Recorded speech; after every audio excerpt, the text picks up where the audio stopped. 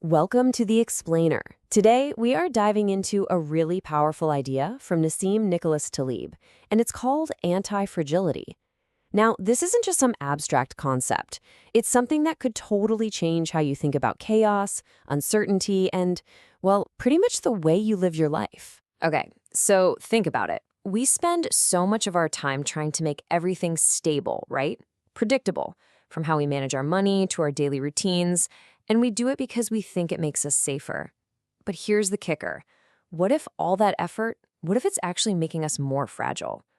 So fragile that we're just waiting to shatter at the first unexpected hit. This brings us to a perfect and kinda dark little story Taleb uses. It's called the turkey problem. Imagine you're a turkey.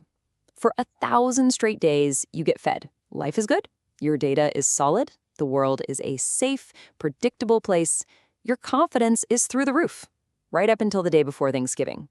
And then, bam, the one event that proves your entire understanding of the world was completely, catastrophically wrong. It's a powerful story about how stability can actually blind us to these huge, hidden risks. All right, so let me ask you a question. What's the exact opposite of fragile? Seems simple, right? Your brain probably jumps to words like robust or resilient, or maybe strong. But are those really the opposite?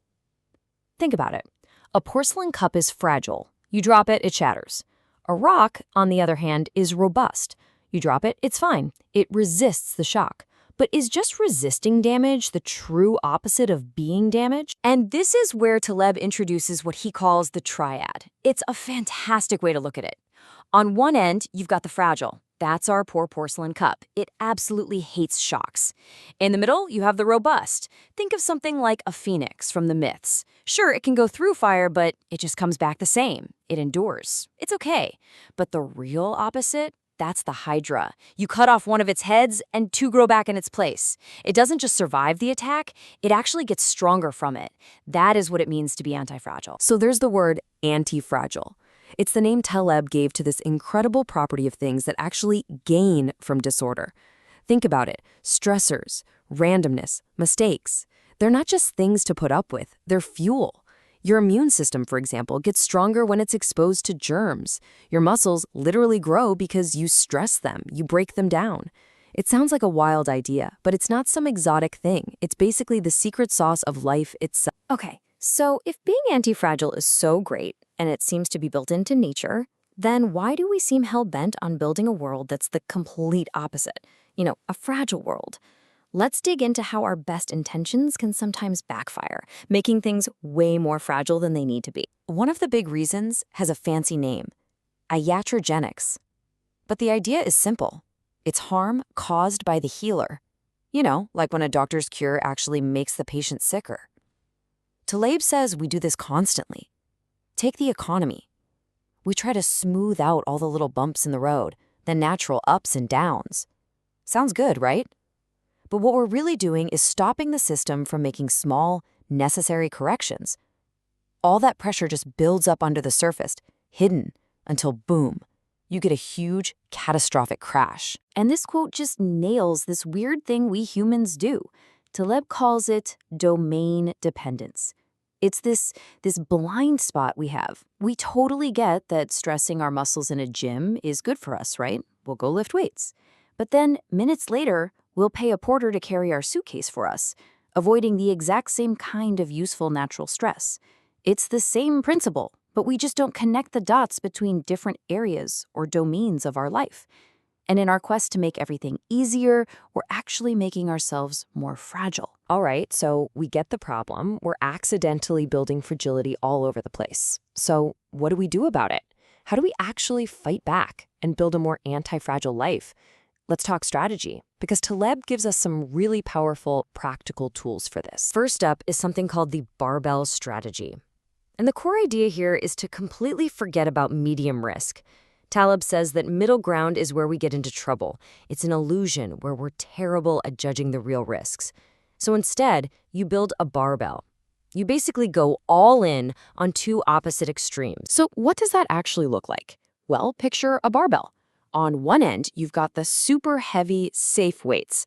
This is you being extremely conservative, protecting yourself from anything that could totally wipe you out. That's your robust foundation. But on the other end of the bar, you have the super light, explosive side. This is where you're hyper-aggressive. You're taking small, calculated risks that have a shot at a massive, massive payoff. And that's where you tap into anti-fragility. So in the real world, this could look like having a super stable, maybe even a kind of boring day job that pays the bills, something that's not going anywhere. But then, on your own time, you pour your energy into a high-risk, high-reward, creative passion. Or with money, it could mean keeping, say, 90% of your savings in something incredibly safe, like cash, and then taking that other 10% and putting it into some really speculative ventures. The whole point is, a failure on that risky side won't destroy you, but a single win over there, could change your entire life. The next strategy is maybe even more powerful, and it's called via negativa. It basically means the negative way, or the passive subtraction. The core insight is this: we are way, way better at knowing what's wrong or what's harmful than we are at knowing what's right. So real wisdom doesn't come from adding more and more stuff to your life. It comes from ruthlessly getting rid of the things that make you fragile. So the whole mindset here is about subtraction, not addition. Instead of always asking, okay, what new habit should I add? What new things should I do? You ask, what am I currently doing that's making me fragile? And then you just stop. Get rid of it. Things like avoiding debt, cutting out junk food, ignoring all the noise and useless predictions from so-called experts. It's like that famous quote attributed to Michelangelo. How did he create David? He said he just removed everything that wasn't David. You're carving away the bad to reveal the good. Now, these strategies are great for managing your own fragility, but it opens up a really important ethical can of worms. What happens when some people figure out how to push their fragility onto someone else? This gets us to the core idea of skin in the game, and this is where the whole concept gets some really sharp teeth. For Taleb, one of the biggest ethical problems of the modern world is this transfer of fragility. It's when the people in charge get to make huge, risky decisions. If things go well, they get all the rewards, the bonuses, the glory. But if they're wrong, well, they pay no price at all. They found a way to keep all the potential upside for themselves and pass off all the downside, all the fragility to the rest of us. Let's make this super concrete. Think about an artisan, a craftsman. If they build a shoddy chair, their reputation takes a hit. They lose customers, they suffer the direct consequences of their work. They have skin in the game. Now, contrast that with a banker who makes incredibly reckless bets that crash the whole economy. What happens to them? Often they still get a bonus, blame the system, and walk away without any personal loss. They've successfully transferred their risk to the public.